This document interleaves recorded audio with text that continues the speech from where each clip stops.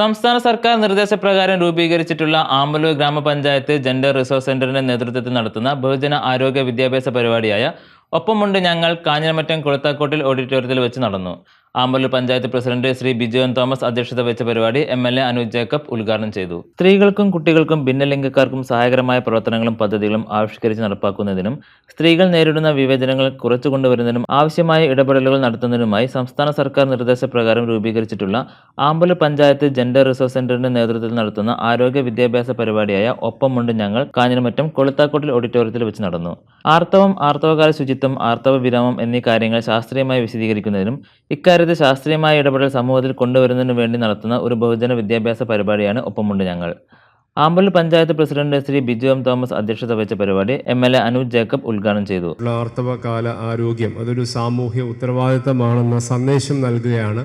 അത് ഏറ്റവും മികച്ച നിലയിൽ ആ ക്യാമ്പയിൻ മുമ്പോട്ട് കൊണ്ടുപോകാൻ കഴിയുക എന്നാണ് ആവശ്യം. ഞാൻ മനസ്സിലാക്കുന്നത് 100ഓളം ക്ലാസ്സുകൾ വിവിധ വാർഡ് തലങ്ങളിൽ ബോധവൽക്കരണ പരിപാടികൾ, ക്ലാസ്സുകൾ അടക്കം ആയുർവേദ കോളേജിൻ്റെ ഒക്കെ ആഭിമുഖ്യത്തിൽ കീച്ചേരി ആശുപത്രിയിലൊക്കെ കേന്ദ്രീകൃതമായി നടത്തുന്നു എന്നുള്ളതാണ്. അങ്ങനെ നമുക്ക് ഈ മേഖലയുമായി ബന്ധപ്പെട്ട് ഇന്ന് സ്ത്രീകൾ അനുഭവിക്കുന്ന ബുദ്ധിമുട്ടുകൾ, അതുമായി ഉണ്ടാവുന്ന മറ്റ് പ്രായോഗിക പ്രശ്നങ്ങൾ അതെല്ലാം എടുത്ത് അറിയിക്കുവാനും അതിനെ പലതരത്തിൽ അത് സമൂഹത്തിൽ ചർച്ച കൊണ്ടുവരുവാനും അതനുസൃതമായുള്ള പരിരക്ഷ നൽകാനും ഒപ്പം തന്നെ ഇതുമായി ബന്ധപ്പെട്ടുള്ള